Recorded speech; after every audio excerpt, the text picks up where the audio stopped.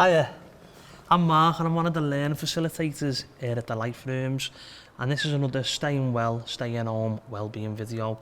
And in today's video we're going to be looking at challenging unhelpful thoughts.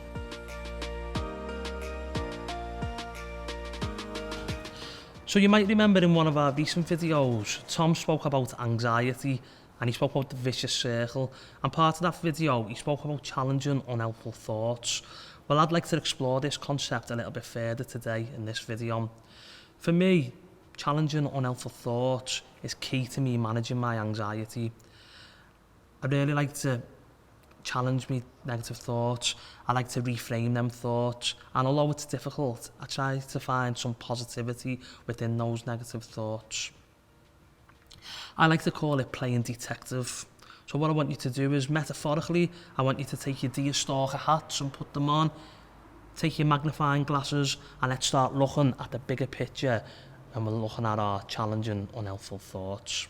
So to start off with, what I'm going to do is I'm going to read you a little story, but I'm going to give you one instruction. Don't listen to what I'm reading. If you're stuck in a jam or a tight fix, who will be there in just 2 ticks? Captain Cool, we shout, that's who. You should see what he can do. His rocket shoes can outrun a train. His power suit takes him higher than a plane. His infrared eyes can see in the dark, and with his bulging arms, he swims like a shark. I'm going to leave that there for now. I'm going to ask you a question. Did you listen to what I was reading? If so, why did you listen? Because the instruction was, don't listen to what I'm about to read. Now, some of you may have tried not to listen, but the odd villain or superhero or infrared eyes might have snuck in there. Now, for me, this is a good way of how we explain our thought process. We actually have, they say, 70,000 plus thoughts a day. Now, we don't choose the thoughts, they just get put into our head. So similar to you didn't choose me reading this book to you, I just planted them thoughts into your head. And some of you may have been trying not to listen, but that's like when we have negative thoughts. We try not to listen to our negative thoughts, but they still get a hold of us. And by me saying don't listen, that's like someone saying to you, don't worry about your negative thoughts. It's easier said than done, isn't it?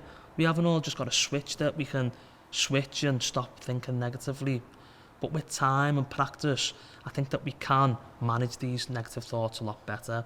And I do that by trying to look at the bigger picture.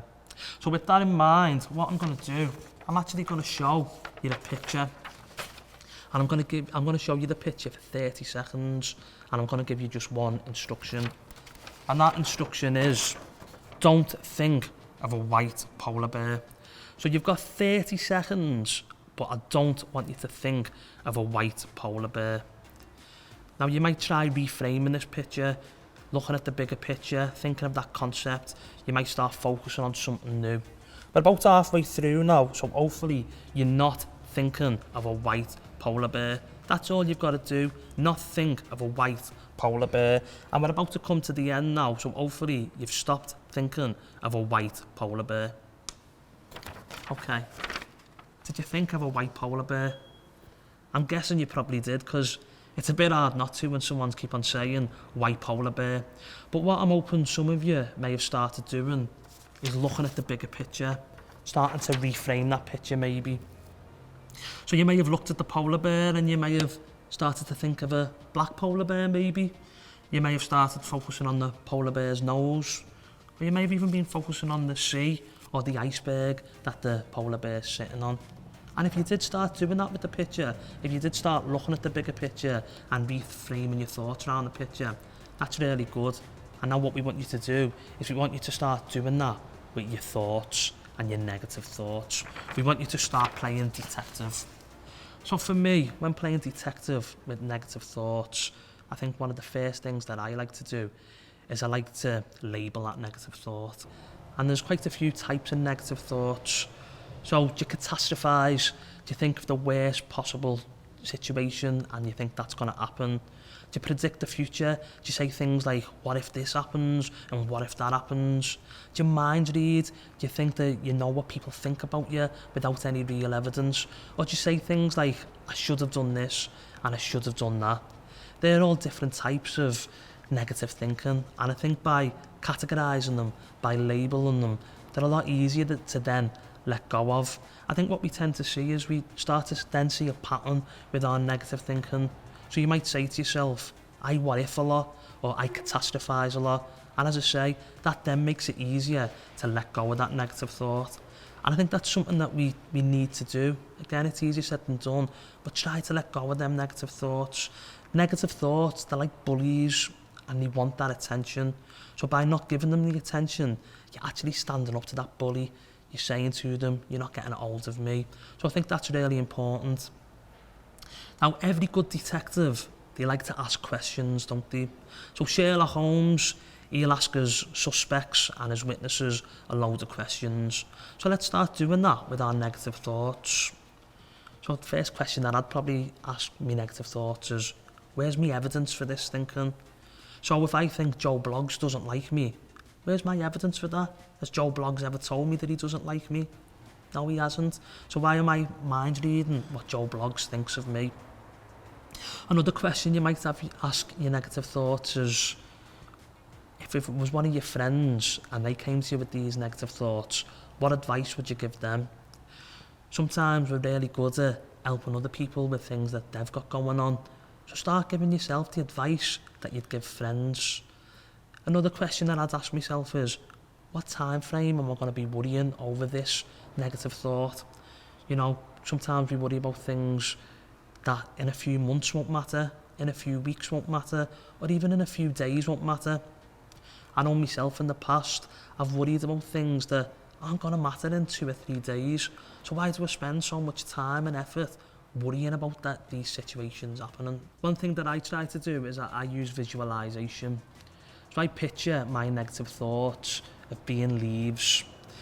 Now I said earlier on that we have 70,000 plus thoughts a day. So that reminds me of the autumn, and when the leaves all fall off the trees, and we end up with thousands of leaves on the floor. Now we don't pick one of them leaves up and we don't cling to that leaf all day like we do with our negative thoughts. So what I try to do once I've gone through the process of being detective with my thoughts, once I've stood up to them, once I've challenged them, I visualise myself taking a leaf and putting that leaf on a stream. And what happens when you put a leaf on a stream? It flows away. So it flows away with all them other 70,000 thoughts a day. So they're just a few ideas that I've got around challenging unhelpful thoughts. So taking everything into account that we've discussed, let's play detective with a few examples.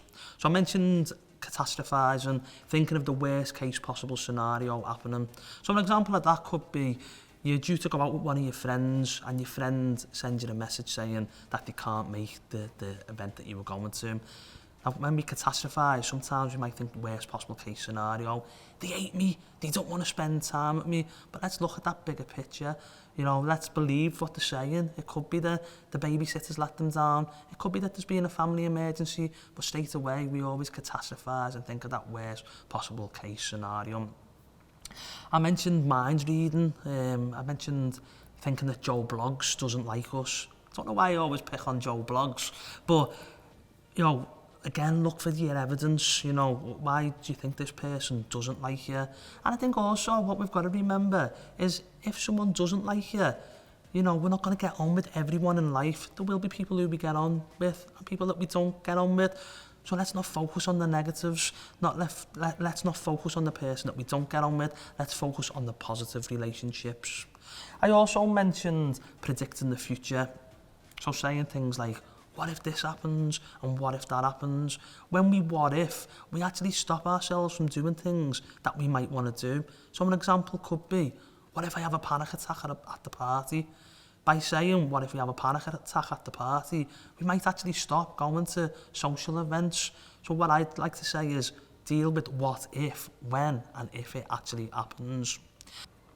Another thing I mentioned is when we say, I should have done this and I should have done that. An example of this is when we say things like, I should have got an A in college. By saying a should have, we're actually focusing too much on the past, aren't we? It reminds me, and this is a bit of a cliche, of that old saying, light at the end of the tunnel. Because what we're doing by saying a should have is we're focusing on the things that we've already passed in the tunnel, where we should be focusing on the present and what's ahead of us. And I think sometimes a lot of these I should haves can actually become our goals for the future. So if the example was, I should have got an A in college, what's to stop you getting that A now? We can all go back to college and maybe do that qualification that we've always wanted to get. Negative thoughts, they're like bullies, so don't let them win. Stand up to them, don't let them crave the attention that they deserve. Remember to look at the bigger picture.